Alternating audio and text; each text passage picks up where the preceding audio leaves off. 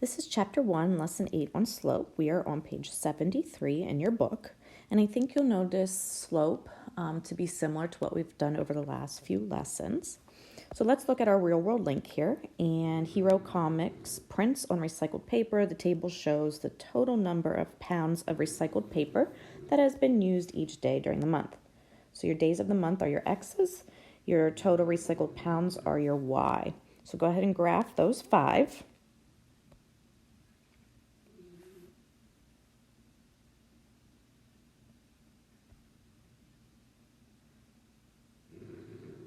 You can hear my dog snoring. She's sleeping over there.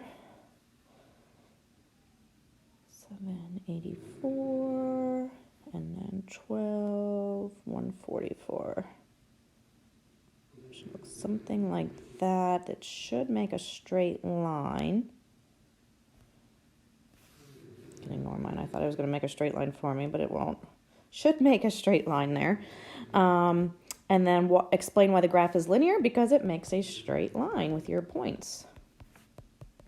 All right, so how did we find constant rate of change in the last lesson? Remember, we did our subtracting of our y's, subtracting of our x's. So if you pick 2 of those points, let's just pick the top 2. The first one is 336, and the second one is 560. So you would subtract on the top 60 minus 36, and then on the bottom you would do 5 minus 3. So you get 24 over 2, which reduces to 12 pounds per day. So if you turn to the next page, it'll say, right where I have it underlined there, that the constant rate of change or unit rate is the same as the slope of the related linear relationship. It is the distance between any 2 points on a line. You can also use it to tell how steep the line is. Now, another way to do this is to do rise over run. Your rise is your change in y. Your run is your change in x. So you can simply just count how many blocks do you go up, how many blocks do you go over to get to the next point. So this one we went up 3. This one we went over 2. So down at the bottom there, our slope would be 3 over 2. It's okay to keep it as an improper fraction because it's slope.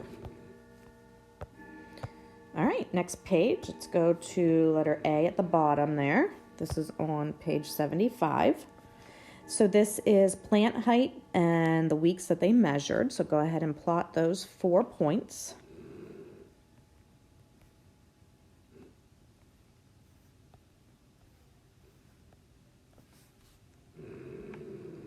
All right, and it says find the slope of the line. So we can do this a few different ways.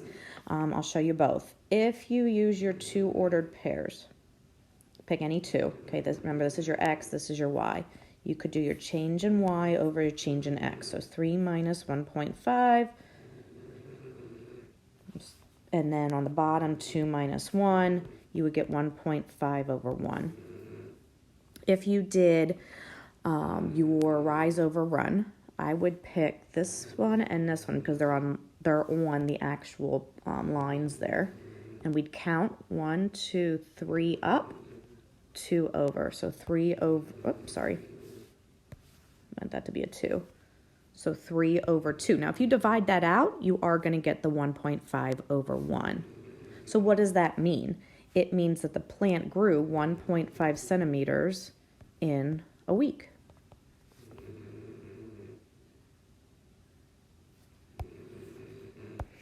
All right, if you look at letter B then on the next page, Jessica has a balance of $35 on her cell phone. She adds $10 each week for the next 4 weeks. Graph and then find the slope. Okay, so let's make a table first. In the first week, she had 35 already in the account, so we're going to add another 10, so that would be 45. And then she's going to keep adding 10, so then that's be 55, 65, 75. So we're going to graph that over on the left side of your book. You can graph that.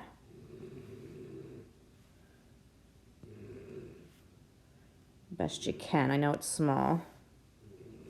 See that one I made 1, 45, 2, 55, 3, 65, and 4, 75. Now you'll notice this one's not a proportional relationship because it doesn't go through 0. She did not start at 0. She started at 35 in her account.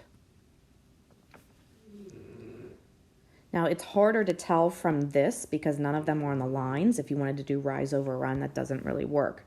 But we could pick 2 points. So if we pick the first 2, we would subtract the 55 minus 45 on the top and the 2 minus 1, and you would get $10 per week, 1 week that she was saving.